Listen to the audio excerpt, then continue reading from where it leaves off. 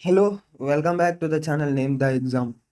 So, ఈరోజుతోటి మనం percentage ఒక థియరీ మొత్తాన్ని కంప్లీట్ చేద్దాం. లాస్ట్ లెక్చర్‌లో మనం 1/11 ఫ్రాక్షన్ వరకు చూస్తాం.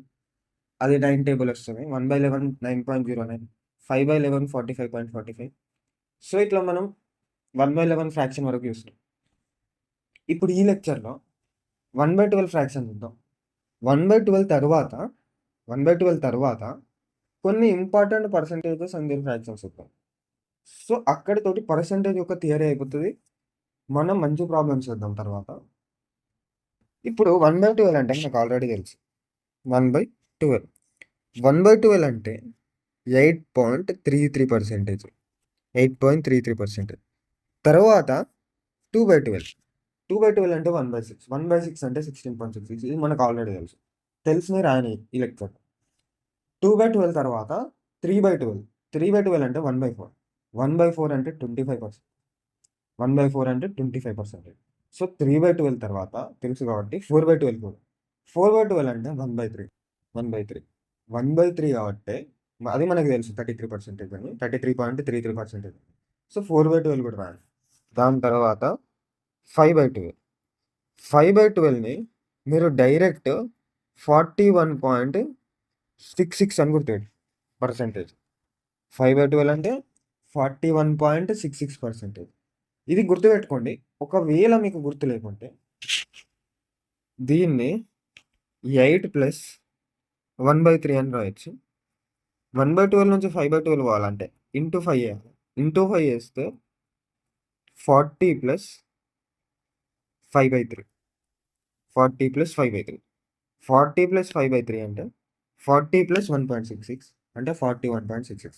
ఇది గుర్తుపెట్టుకోండి. 41.66 ఈక్వల్ టు 5/12. సో, తరువాత ఏ ఫ్రాక్షన్ వచ్చింది 58.33 అనేది ఒక బై 12% యొక్క మల్టిపుల్ ఉంటుంది.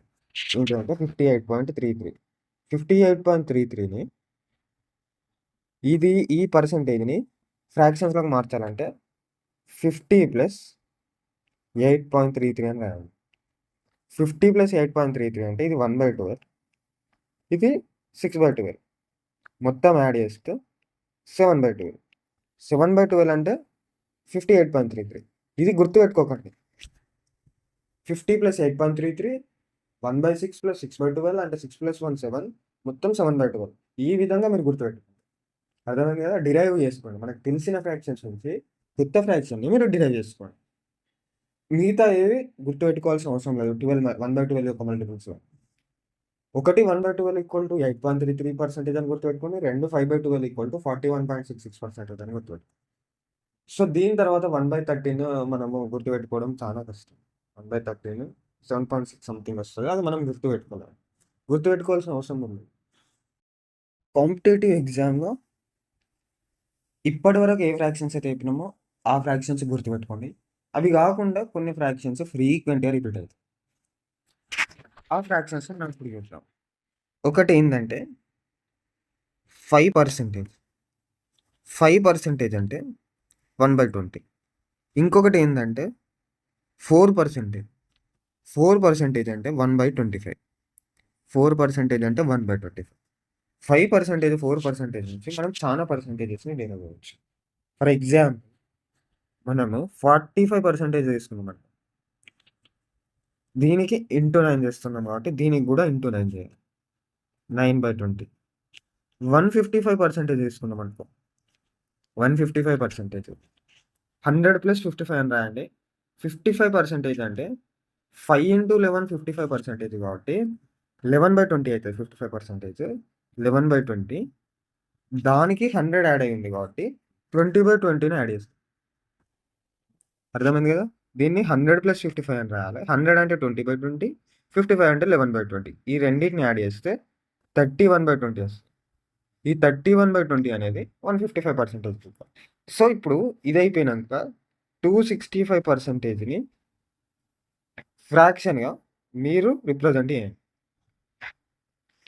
దీని తర్వాత 4% నుంచి మనం కొన్ని పర్సెంటేజెస్‌ని డిరైవ్ చేయొచ్చు. 32% అంటే 8/25 సింపుల్. ఎందుకంటే 4 ఇంటూ 8 32 కాబట్టి 1 ఇంటూ 8 8. 32% అంటే 8/20. తరువాత 148% అంటే 100 + 48 రాద్దాం.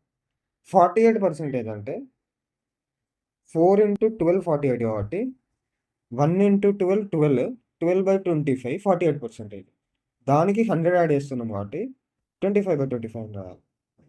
సో మొత్తం 37/25 అనేది 148%. దీని తర్వాత నెక్స్ట్ 284%. ఇది మీరు ఫ్రాక్షన్స్‌లోకి కన్వర్ట్ చేసి మీరు చేయండి. సో 4% అండ్ 5% అయిపోయినాక ఇంకొకటి ఏందంటే 1/14 అనే ఫ్రాక్షన్ మనకి రెగ్యులర్‌గా కనిపిస్తుంది. 1/14 అంటే 7 1/7%. 7 1/7%. 1/7కి 14 పాయింట్ సంథింగ్ వస్తది. 1/14కి 7 పాయింట్ సంథింగ్ వస్తది. ఎందుకంటే 14 × 9 98. 14 × 7 98. సారీ 14 × 7 98. 14 × 8 100 దాటుతది. 7 × 15 100 దాటుతది. సో 1/7 అనేది 14 పాయింట్ సంథింగ్. 1/14 అనేది 7 పాయింట్ సంథింగ్. సో 14 7కి రిలేషన్ ఉంటది. మీరు అట్లా కూడా గుర్తుపెట్టుకోవచ్చు. 1/14 అంటే 7 1/7%. 2/14 అంటే మనకు ఆల్రెడీ తెలుసు. 1/7 అది 14.28. నెక్స్ట్ 3/14 ఒకటి గుర్తుపెట్టుకోండి. 3/14. 3/14 ఏందంటే దీనికి ఇంటూ 3 టైమ్స్ కాబట్టి 21 3/7%. 21 3/7%. నెక్స్ట్ 4/14 అంటే 2/7. 2/7 అంటే మనకు ఆల్రెడీ తెలుసు 28.57%. ఇప్పుడు 4/14 తర్వాత 5/14. 5/14 అంటే సింపుల్‌గా దీనికి ఇంటూ 5 టైమ్స్ చేయండి. ఇంటూ 5 టైమ్స్ చేస్తే 35 5/7%. 35 5/7%. సో దీని తర్వాత 6/14 అంటే మీకు 3/7. సో అది మీకు ఆల్రెడీ తెలిసిన ఫ్రాక్షన్. 7/14 అంటే 1/2. దాని తర్వాత 8/14 అంటే 4/7 మీకు తెలిసిన ఫ్రాక్షన్. ఇప్పుడు 9/14 అంటే 9/14 ఎట్లా చేస్తారంటే 7 + 2 రాసి 7/14 + 2/14. 7/14 అంటే 1/2. 2/14 అంటే 1/7. సో మీకు అది 50%. 1/7 అంటే 14.28%. రెండిటిని యాడ్ చేస్తే 64.28%. సో మీకు అది డైరెక్ట్‌గా తెలుస్తుంది. దీని తర్వాత ఏదైనా మనకు తెలిసిన ఫ్రాక్షన్ నుంచి డిరైవ్ చేసుకోవచ్చు 7/14 తర్వాత. సో మీరు ఇవి 3 కూడా గుర్తుపెట్టుకోండి. 1/14 అంటే 7 1/7. 3/14 అంటే దీనికి ఇంటూ 3. 5/14 అంటే దానికి ఇంటూ 5. అర్థమైంది కదా? నెక్స్ట్ ఏందంటే ఒక చిన్న లైన్ ఉంది. ఒక చిన్న concept. A percentage of B అంటే ఎగ్జాంపుల్ 25% ఆఫ్ 100 అంటే ఏం రాస్తావు? 25% ఆఫ్ 100 అంటే 25/100 ఇంటూ 100 అని రాస్తావు. That equal to 25. So A percentage of B అంటే a/100 ఇంటూ బి. సిమిలర్‌గా నెక్స్ట్ ఏందంటే బి పర్సెంటేజ్ ఆఫ్ ఏ అంటే b/100 ఇంటూ ఏ అవుతుంది. b/100 ఇంటూ ఏ. మీరు కరెక్ట్‌గా గమనించినట్టయితే ab/100 A percentage of B. B percentage of A కూడా ab/100. సో ఇవి 2 ఈక్వల్. ఈ 2 ఈక్వల్ అనే స్టేట్మెంట్‌ని మనం కరెక్ట్‌గా వాడతాం. 25% ఆఫ్ 100 అంటే 25. ఇప్పుడు 100% ఆఫ్ 25 చూద్దాం. 100% ఆఫ్ 25. 100% ఆఫ్ 25 అంటే మనం డైరెక్ట్ 100/100 ఇంటూ 25 25 అని చెప్పొచ్చు. సో ఇట్లాంటిది ఎక్కడ యూజ్ అవుతదంటే ఎగ్జాంపుల్ తీసుకుంటే 38% ఆఫ్ 55 అడిగాడు.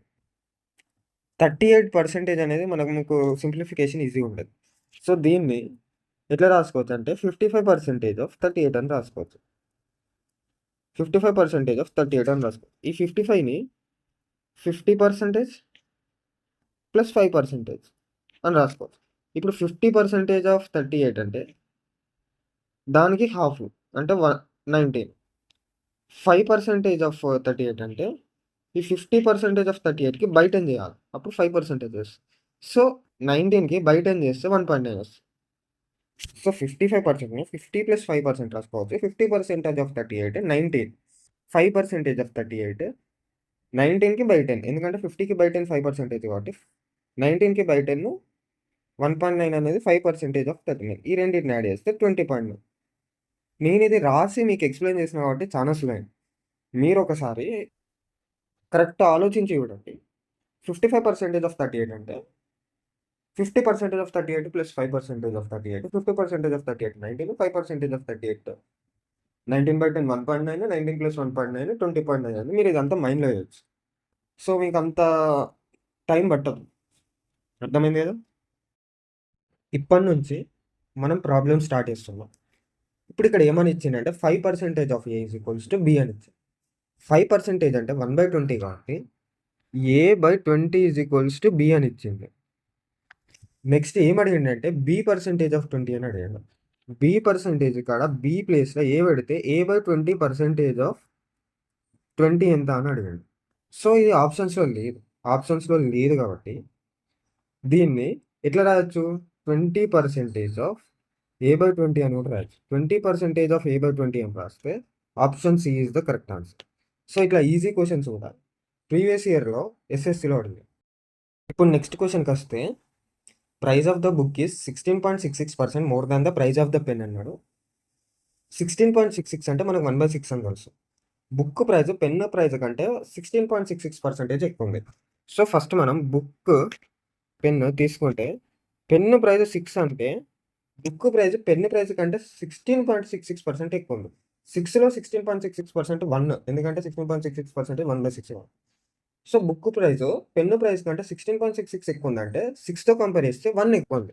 అప్పుడు బుక్ ప్రైస్ 7 అవుతుంది. ఇది అర్థమైంది కదా? తర్వాత price of 9 books is how much percentage more than 10 pen price అని అన్నాడు. ఇప్పుడు 9 బుక్ ప్రైస్ 63 అవుతుంది, 10 పెన్ ప్రైస్ 60 అవుతుంది.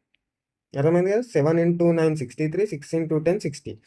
ఇప్పుడు పెన్ ప్రైస్ తోటి కంపేర్ చేస్తే బుక్ ప్రైస్ 3 ఎక్కువ ఉంది. 3 ఎక్కువ ఉంది, మనం పెన్ తోటి కంపేర్ చేస్తున్నాం కాబట్టి 3/60 × 100 ఇంత పర్సెంట్ ఎక్కువ ఉంది. 3/60 అంటే 1/20, 1/20 అంటే 5%. Next question, if 90 is added to the number itself, the number becomes 130% of the same number, then the starting number is అన్నాడు. మనకు 30% అంటే 3/10 అవ్వచ్చు, 130% అంటే 13/10.